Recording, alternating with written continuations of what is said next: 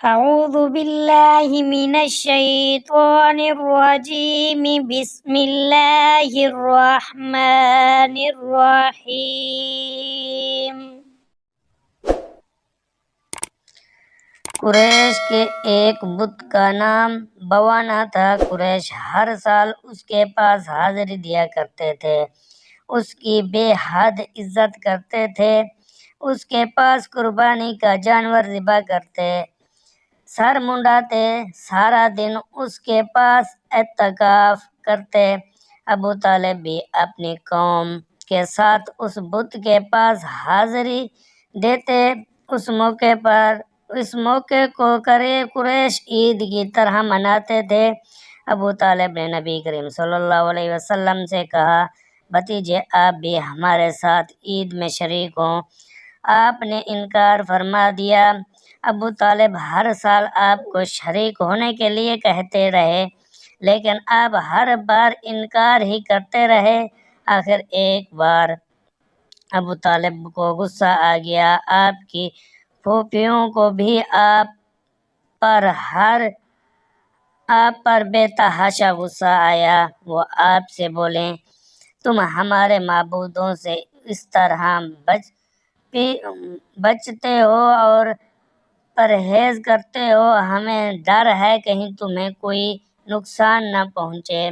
انہوں نے یہ بھی کہا، محمد آخر تم عید میں کیوں شریک نہیں ہوتے؟ ان کی باتوں سے تنگ آ کر آپ ان کے پاس سے اٹھ کر کہیں دور چلے گئے۔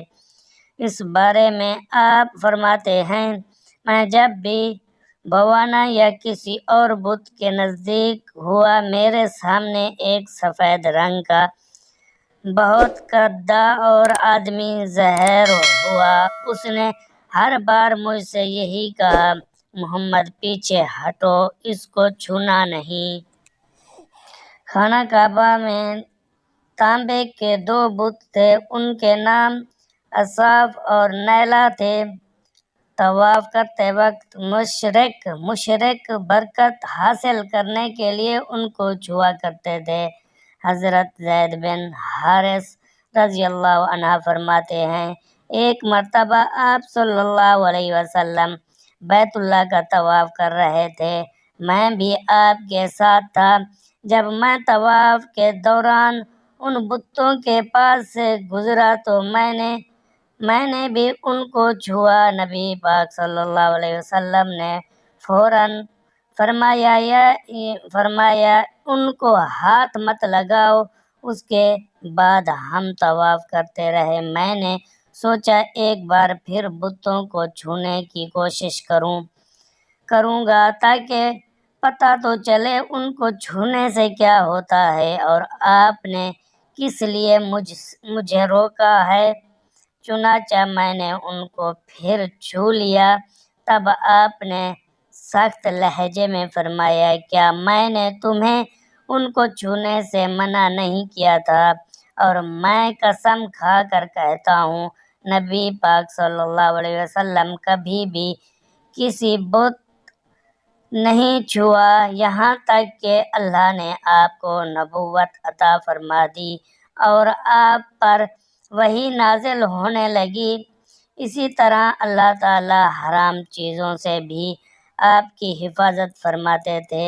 مشرک بتوں کے نام پر جانور قربان کرتے تھے، پھر یہ گوشت تقسیم کر دیا جاتا تھا یا پکا کر کھلا دیا جاتا تھا، لیکن آپ نے کبھی بھی ایسا گوشت نہ کھایا۔ خود آپ نے ایک بار ارشاد فرمایا، میں نے کبھی کوئی ایسی چیز نہیں چکھی جو بتوں کے نام پر ذبح کی گئی ہو، یہاں تک کہ اللہ تعالیٰ نے مجھے نبوت عطا کر دی۔ اسی طرح آپ سے پوچھا گیا، کیا آپ نے بچپن میں کبھی بت پرستی کی؟ آپ نے ارشاد فرمایا، نہیں۔ آپ سے پھر پوچھا گیا، آپ نے کبھی شراب پی؟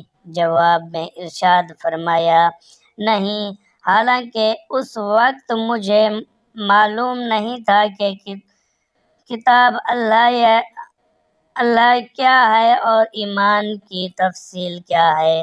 آپ صلی اللہ علیہ وسلم کے علاوہ بھی اس زمانے میں کچھ لوگ تھے جو جانوروں کے نام ذبح کیا گیا گوشت نہیں کھاتے تھے اور شراب کو ہاتھ نہیں لگاتے تھے۔ بچپن میں آپ نے بکریاں بھی چرائیں۔ آپ مکہ کے لوگوں کی بکریاں چرایا کرتے تھے۔ معاوضے کے طور پر آپ کو ایک سکہ دیا جاتا تھا۔ آپ فرماتے ہیں، اللہ تعالیٰ نے جتنے نبی بھیجے ان سب نے بکریاں چرانے کا کام کیا۔ میں مکہ والوں کی بکریاں قراریاں سکہ کے بدلے چرایا کرتا تھا۔